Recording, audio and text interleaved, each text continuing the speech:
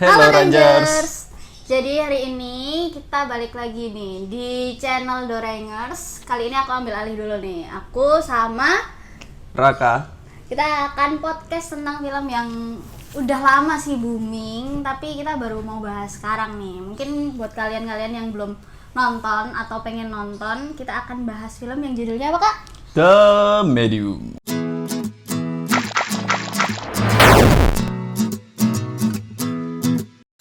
Kalian sebenarnya udah tahu nggak sih film itu tentang apa? Tahu nggak? Benernya ekspektasiku dari judulnya The Medium itu bakalan apa ya?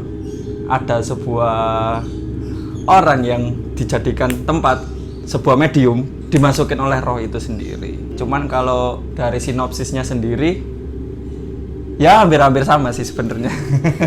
Iya, hampir sama sih, cuman lebih tepatnya ini orangnya kerasukan gitu ya. Jadi menceritakan seorang cewek nih, namanya siapa? Ming. Ming.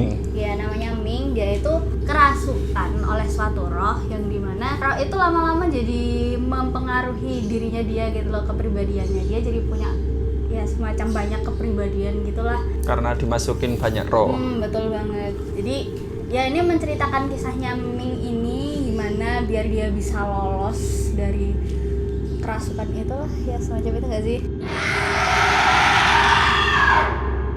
Kalau menurut Aka sendiri pendapatnya setelah nonton film ini gimana sih? Pusing ya, iya pusing, masuk ke pusing sih. Lebih dari cara aku kan pribadi orangnya nggak terlalu suka yang namanya apa itu gerakan kamera yang terlalu berlebihan. Ya, karena kan di filmnya itu kan ngambil dengan cara dokumenter atau dokumenter yang ngambil dari sisi first person. Iya benar. Jadinya ya pusing dari gerakan kameranya itu. Kalau menurut Yola sendiri gimana?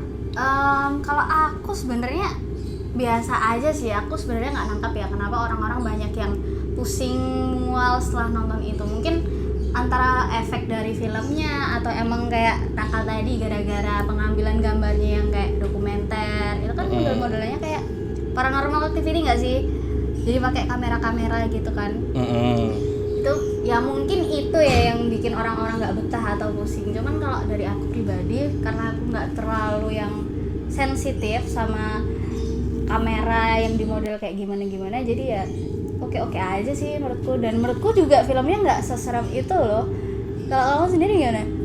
Iya nggak serem, cuman aku pribadi kan kalau namanya film horor nggak terlalu suka yang namanya jump scare. Cuman ya jump scare di sini nggak terlalu banyak sebanyak film-film horor lain sih ya.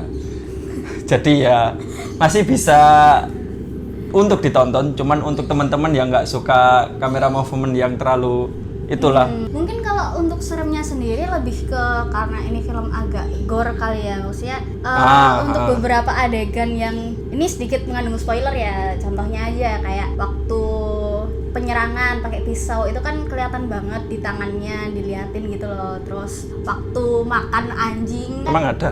Ada, jadi ada scene dimana waktu si Ming itu kerasukan ya, itu kan udah dirumahkan istilahnya, udah dibawa ke rumah. Terus waktu itu dia punya peliharaan tuh anjing poodle gitu loh. Terus iya ingat. Nggak tahu kenapa tiba-tiba dimasak, kayak dibunuh dulu gitu, terus dimasukin ke panci panas, terus dimakan kan. Ya bagi pencinta anjing itu pasti sesuatu yang ya anjingnya ya bagus sih. Nggak gitu dong, maksudnya bukan masalah anjingnya bagus apa enggak gitu. Cuman lebih ke ya buat orang-orang yang nggak tegaan ya pasti kan kayak aduh ini anjing kasian banget, dia nggak salah apa-apa gitu loh. Dan pengambilannya ya emang kelihatan realistis banget, kayak anjingnya bener-bener digodok.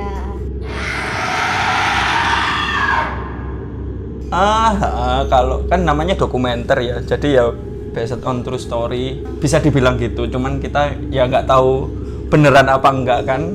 Cuman kalau dipikir pakai logika juga, menurut aku pribadi ini nggak mungkin nyata seperti ini ya. Namanya film pasti ada bumbu-bumbunya sedikit kan. Ya bumbu dilebih-lebihkan buat penonton. Tapi nggak mungkin separah ini nggak sih? Kalaupun iya ada tragedi masalah seperti ini pasti udah ada beritanya nggak sih? Sudah mungkin ya. Aku belum melakukan riset buat itu sih, Dewa Bayane kalau di Thailand ini bener-bener ada apa enggak. Jadi ya masih minim, kalaupun riset pun pasti udah ketutupan sama namanya review film The Medium-nya itu. Jadi benar. susah buat cari yang aslinya gitu, susah. Bisa jadi ini kayak teori konspirasi gitu nggak sih? Untuk menutupi suatu kasus kita bikin filmnya aja gitu. Biar orang-orang Gak. filmnya. Enggak. Ini kan bisa aja Ya konspirasi. itu cuma terjadi di Indonesia. Filmnya termasuk bagus sih, soalnya dari direktur atau pembuat filmnya itu kerjasama sama Korea dan Thailand. Jadi kalau dilihat dari tulisan pengenalannya itu pakai tulisan Korea kalau kalian bertanya-tanya, karena emang ada direktornya dari sana juga dari Korea yang sudah bikin beberapa film. Rencananya dari film The Medium itu nanti direktornya mau kerjasama sama Joko Anwar. Oh wow. Buat bikin film horor baru. Tapi masalahnya film-film Joko Anwar aja yang horor udah bagus-bagus banget, apalagi kalau collab sama itu ya. Iya mungkin aku Gimana nggak terlalu ngelihat filmnya oke, Joko oke. Anwar ya. Terus kalau menurut Raka sendiri kenapa sih film ini bisa trending? Padahal kan ya banyak kan film-film serupa kayak Iya. The Exorcist, terus Paranormal Activity itu kan model-modelan filmnya ya udah mau mirip-mirip kayak Udah gini. Tapi sering kenapa kan. kok yang ini tuh bisa booming banget? Kenapa ya? Kenapa ya? Mungkin karena pecinta Korea juga banyak ya. Jadi direktornya dari Korea pun ikut turun tangan. Kalau dari Thailandnya emang The Medium ini udah dapat beberapa penghargaan dari sananya, jadi di Indonesianya juga gampang masuknya, jadi buat film yang booming itu juga gampang. Karena filmnya sendiri kan udah dari Juli, cuman baru tayang ke Indonesia kan baru bulan kemarin, baru kapan ini ya? Agustus ya? Agustus. Ya pokoknya setelah bioskop di Indonesia Iya. mulai buka baru tayang kan. Oke lah. Cuman menurutku ya mungkin ya ini faktor karena film Thailand udah terkenal kalau horornya ya, itu bagus bisa. ya nggak sih?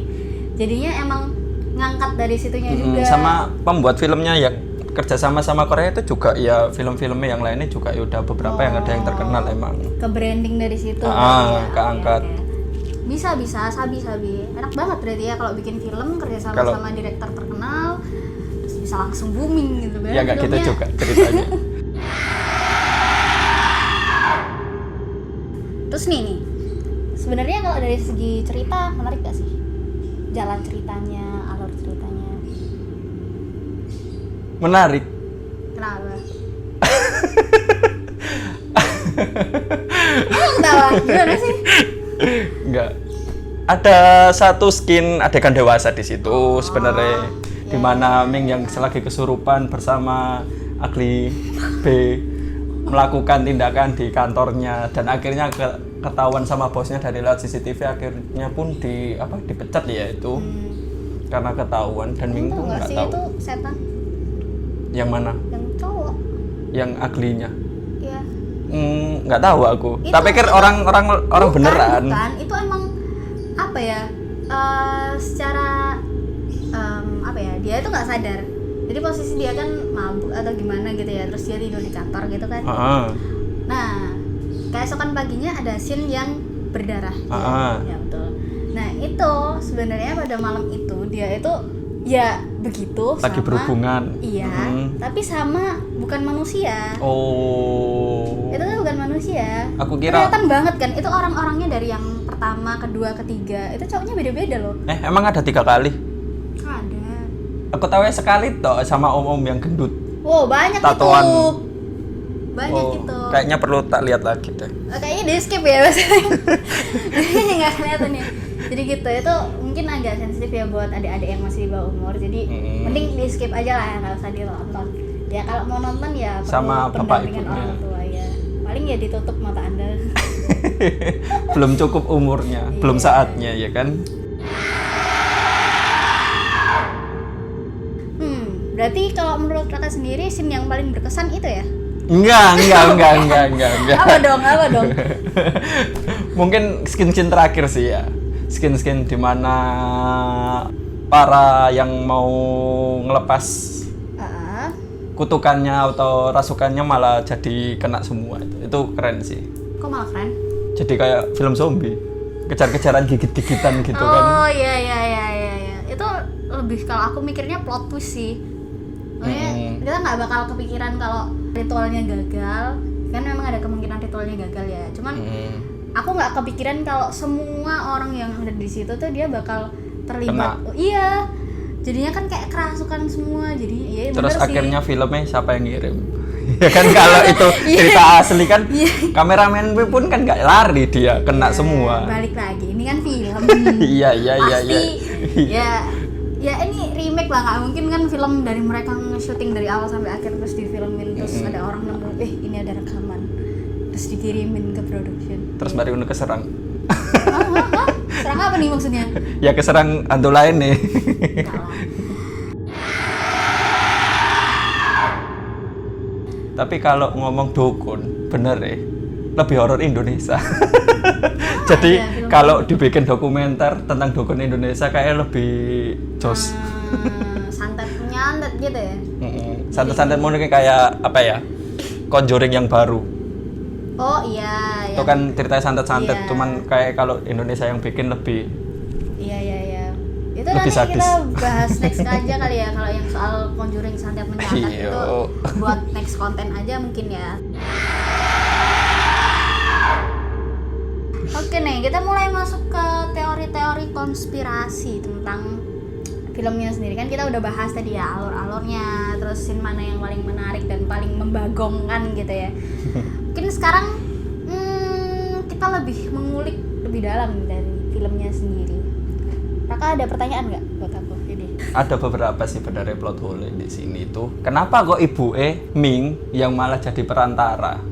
Bukan Mingnya langsung buat dibawa ke tempatnya buat dinetralisir.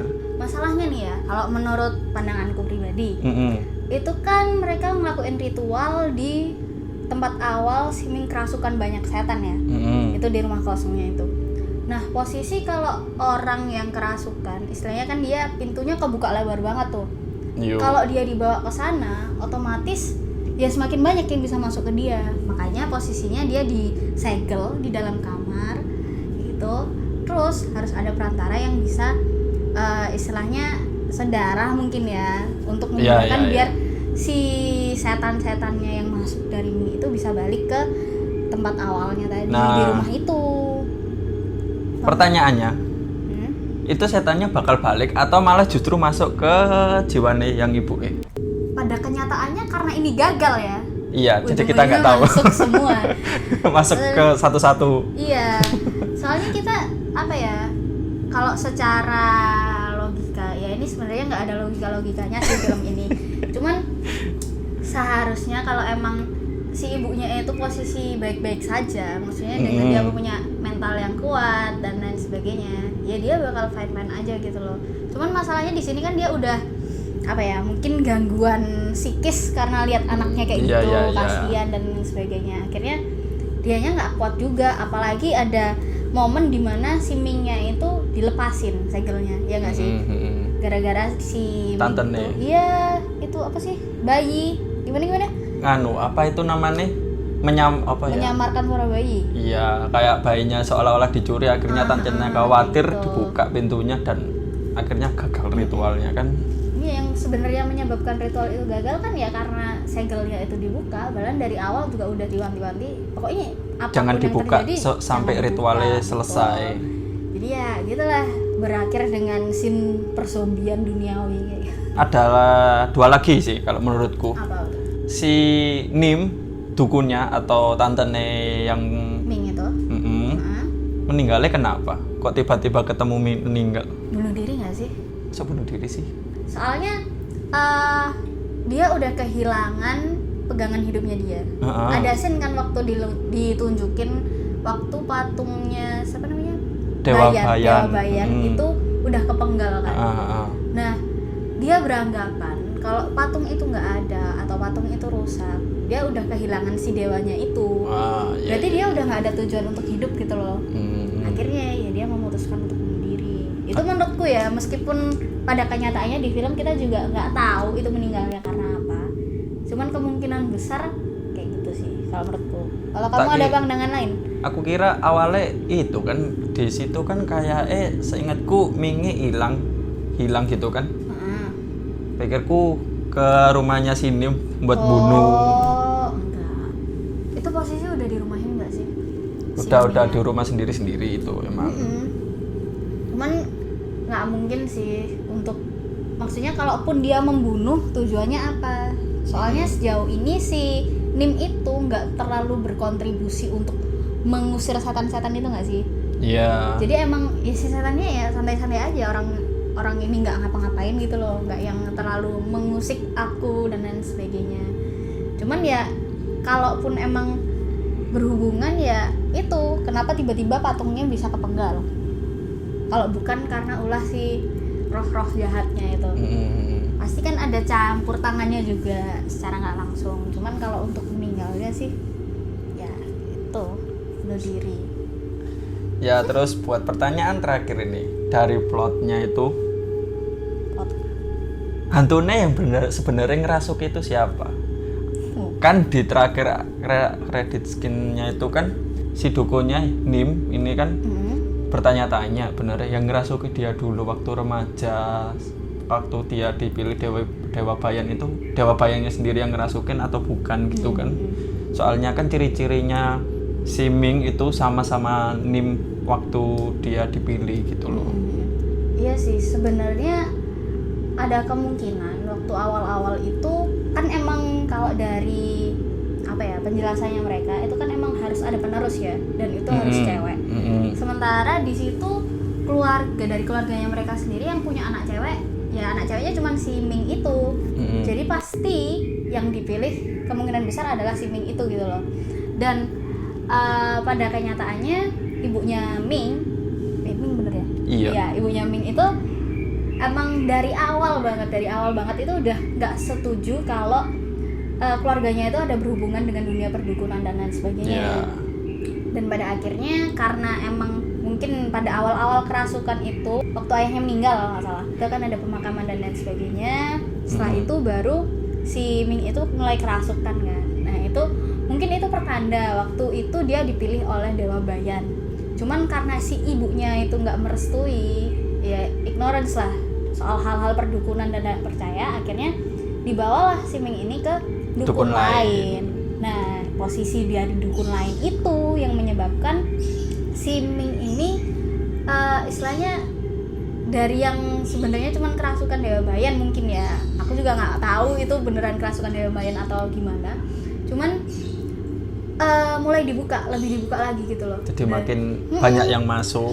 Akhirnya kan pada saat itu setelah dia dibuka, akhirnya dia kabur kan, dan kaburnya dia ke rumah kosong yang dimana notabene gedung kosong, rumah kosong itu pasti banyak kan penunggunya. Penunggunya ya dari hewan, tanaman. Bener banget. Akhirnya kan ya campur aduk semua masuk ke dalam tubuh. Balapan aku mau menguasai dan lain sebagainya. Akhirnya jadi makin parah lah, jadi kayak gini lah akhirnya. Jadi ya kalau mau ditanya sebenarnya siapa yang ngerasukin ya kita nggak tahu gitu loh, karena di situ banyak roh juga kan. Kalau dari scene-scene yang terlihat di film ya banyak sih. Kalau yang bisa dilihat ya kayak pertama roh anak kecil itu waktu dia mau pentas, terus dia suka lihat sepatu anak kecil gitu. Terus yang kedua waktu dia dirasukin tetangganya yang meninggal, yang nenek buta itu kan dilihatin juga scene-nya, dan masih banyak lagi lah kayak gitu. Mungkin plot hole-nya segitu aja sih. Menurutku yang maksudnya nggak logis ya. Emang filmnya nggak logis. Kalau film mau dilogisin pun susah emang. Namanya juga film, apalagi film horor, dunia gelap yang kita pun tidak tahu dunianya kayak gimana kan ya. Betul banget. Rating buatmu sendiri dari skala 1 sampai 10 buat film The Medium ini gimana? Kalau aku sendiri mungkin 7 kali ya. 7 dari 10? 7 dari 10. Kenapa? Karena menurutku emang nggak terlalu menarik sih dari segi cerita film. Maksudnya banyak film-film model kayak gitu dan nggak ada yang membedakan. Mungkin emang membedakannya karena dia di model dokumenter atau dari banyaknya roh yang merasuki dan lain sebagainya. Cuman kalau menurut aku pribadi ini bukan film yang bisa ditonton ulang terus menerus, yang seru, yang kayak gimana gitu. Enggak, angkanya aku cuma kasih 7. Kalau kakak sendiri? 7,1. Gak beda. Kenapa tuh? Ya kan kalau aku dari segiku sendiri ya ceritanya itu bagus bener, bagus. Oke. Aku nggak suka kamera. Cuman masalah kamera aja kan berarti. Iya, ceritanya bagus, pembawaannya bagus, alurnya juga bagus, apalagi dari acting para aktor aktris itu bagus. Iya. Apalagi dari mana Mingnya yang dari kalem, tadi yang Iya. ada crazy gimana gitu kan. Iya, paham. Itu keren sih itu. Kalau menurut kalian sendiri gimana? Salah. Tulis di kolom komentar ya. Ngomong apa aku tadi? Oke, kalau gitu cukup sekian dulu kali ya buat podcast kali ini. Kita Iya. ngobrol-ngobrol nggak jelas. Mohon maaf kalau misalnya ada Salah kata mungkin banyak. Iya, dan mungkin ada yang nggak setuju sama pendapat kita Iya, ya. boleh lah. Langsung bagi pendapat aja di kolom komentar. Kita sharing bareng di bawah nanti, oke? Kalau misalnya ada film-film yang ingin kita review, kalau kalian nggak berani nonton atau nggak sempat nonton, bisa kasih saran juga di kolom komentar juga bisa. Kita tunggu komen kalian di bawah sini. Iya. Sekian dulu untuk video hari ini. Terima kasih. Sampai jumpa.